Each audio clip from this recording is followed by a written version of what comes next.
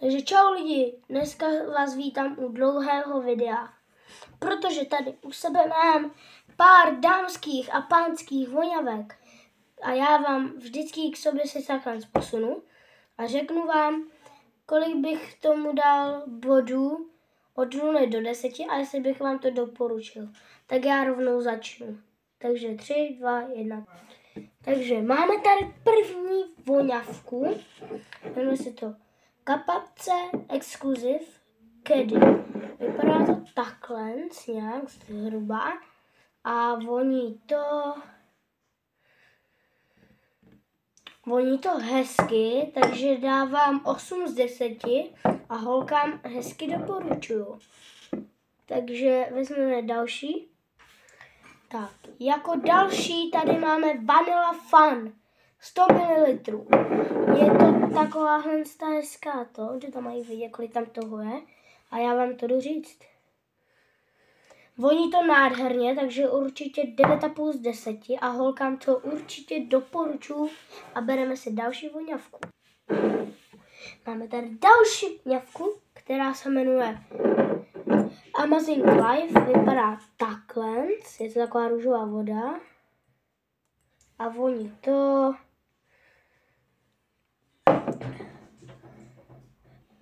jako voní to hezky, ale já bych tomu dal asi 6 z 10 a holkám, jako jestli se jim to bude líbit, tak ať si to nosí, ale já nevím, mně by se to asi moc nelíbilo, takže jdeme na další.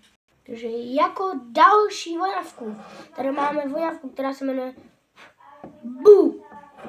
Boo se prostě jmenuje. Má to 50 ml a jak vidíte, tak to vypadá takhle. Musíme to otevřít a tady v tom je teprve ta voňavka.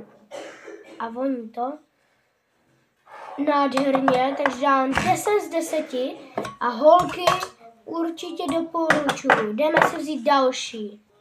Takže tuto voňavku vypadá takhle a tu jsme tady jednou měli, akorát černou. Tohle je zase Kapak exkluzivní Cecily. Vypadá to takhle, akorát je to růžový a ne černý a voní to ještě líp jak ta černá, takže dávám 8,5 z 10 a holkám doporučuji a jdeme si vzít další voňavku. Takže já se tady vezmu tu voňavku. Máme tady voňavku. Je to takový obal, jo, který jde zmáčknout. Má to 235 mm a jmenuje se to Summer Crash. A vypadá to takhle. A voní to moc se mi to nelíbí, takže dám 5 z 10 a holkám určitě nedoporučuji. Jako další tady máme Royal Touch. Jmenuje se to Royal Touch a vypadá to takhle. A jako ono je to hezký, ale jsem zvědavý, jak to bude vonit. Je to krásně voní, takže 10 z 10 a holkám to určitě doporučuji. Jako další tady máme Flowers Explosion a vypadá to takhle, je to růžová voda a jdem na to. Voní to hezky, takže 7,5 z 10 a holkám, jestli chcou, tak klidně doporučuji. Jako další tady máme Date Night. Je to vlastně podstatně jako toto, akorát, že toto nevím jak voní. Teda voní to hnusně, to jsem vám nedoporučoval. Akorát, že tady to je růžová voda. Takže jdem na to. Taky to má 235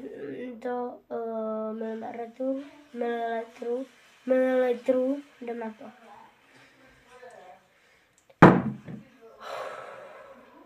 Deset z 10 holky doporučuji, krásně to voní. Tak jako další tady máme jednu tu, která vypadá jako kdyby tam nic nebylo, ale je tam toho docela dost. Tak jdeme na to. Voní to hezky, takže dám 8 z 10 a holkám doporučuji. Voní to hezky, nevoní to ani zle, ani myslím, takže 8 z 10 a holky doporučuji. Jako další tady máme tuto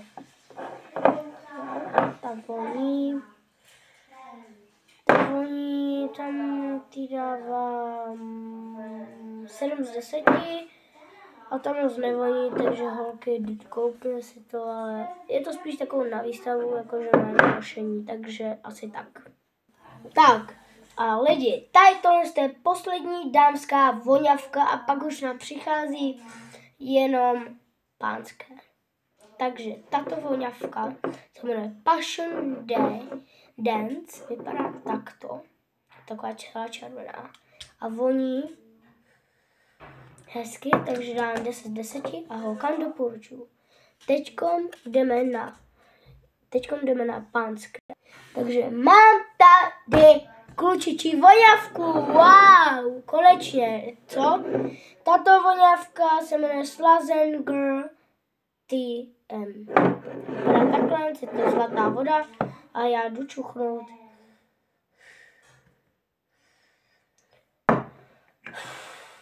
Voní to krásně, takže dávám 8,5 z 10 a kluci doporučuji. Takže lidi, teďko mám tady před sebou svoji voňavku, která ona vypadá tady jako dámská, ale ono to není dámská voňávka.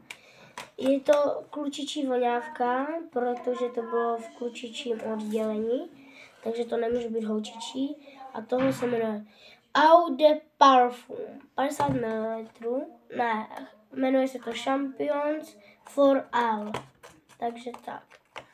Já se to musím otevřít, já tam všechno totiž v tom. Tady takhle, když to otevřu, tak mám takovouhle krabičku, tu otevřu a pak už tam mám jenom tu voňavku. Hezká voňavka. Shampoo for Amazon Aquarium. Je to hezká voňavka, tak já to čeknout. Tak to je fakt krásný, kluci. Takže určitě 10 z 10 a tohle vám moc, ale moc doporučuji. Další tady máme voňavku, která vypadá takhle a jmenuje se to Fine Gold 999,9. Vypadá to jako dámský, ale je to taky klučičí.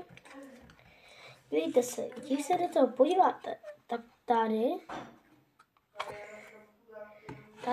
je takhle víčko. Dívejte. To když já takhle vysunu, tak v tom máme takovouhle hezkou kapačku. Jo, hezká. A voní to vám teď řeknu.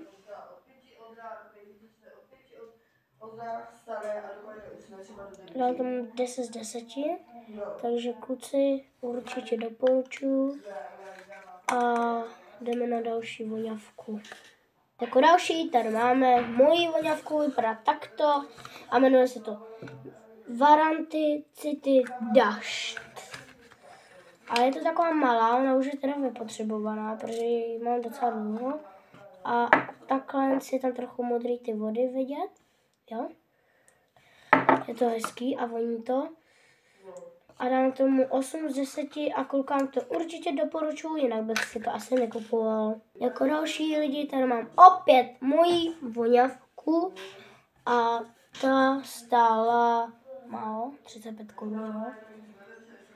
A měří 15 ml. A takhle se teda vyzerá, nebo jakoby takhle se teda vypadá. Počkat. No, jmenuje se to Wildman. Já už vám jdu konečně ukázat, jak to vypadá, když už tady prostě takhle z toho. Jo, kdybyste se najednou říkali, proč se ty dveře furt zavírají a to, tak já tamhle mám otevřený okno, jo, protože tady mám dusno. A dívejte, je to taky takhle, ale je to modrá voda, no, zrovna jako teď. A voní to hezky, takže dám 10 z 10 a koukám doporučuji. Jako další voňavku, tady mám opět mojí. Vyzerá takhle a to už asi všichni budete vědět, co to je, protože se to jmenuje Marvel Avengers 150 mm a voní to Jasný, že hezky. A cena tohohle je 350 korun, tohle je docela dražší. No a já vám to kluci doporučuji, takže asi tak. Takže jako další voňavku tady máme Lonino Lamborghini Aqua. Vypadá to takhle a voní to hezky, takže 10 z 10 a klukám to doporučuji.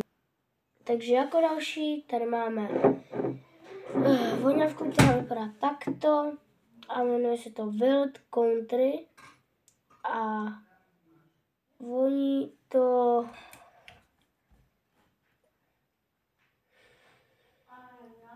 to krásně, takže kluci dám tomu 8 z 10 a kluci doporučuji vám to.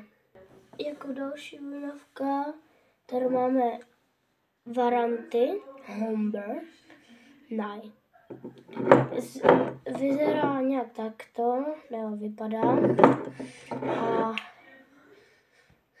voní hezky, takže 8 z 10 a určitě doporučuji. Jako další voňavka tady je Adidas Victory Lead. Takže voní to docela hnusně, takže dám 5 z 10 a kluci nedoporučuji. Jako další voňavku tady máme, která vypadá takto a jmenuje se Black Suede Leader. Já se vám teda omlouvám, že se podívám tam, že ona je tam kočka, ona většinou leze oknem, takže já to pozorovat musím. Jo? Ale jdeme jinak na tu voňavku okomentovat. Voní to hezky, takže 7 z 10 a klukám doporučuji. Takže máme tady předposlední vlastně voňavka, která vypadá takto. A jmenuje se to Adidas Champions League. Champions Deo Natural Spray, Deodorant Spray. Takže jdem na to. Voní to hezky, takže dám 8,5 z 10 a klukám doporučuji. Takže jako poslední voňavka je Nivea Men Deep Comfort Aftershave Lotion Antibacterial. A vypadá takto a voní kočka, asi víte. A voní hezky, takže dám 10 z 10 a klukám doporučuji. Takže lidičky, tohle to bylo pro dnešní video všechno. A pro další takovéhle experimenty dejte like a odběr.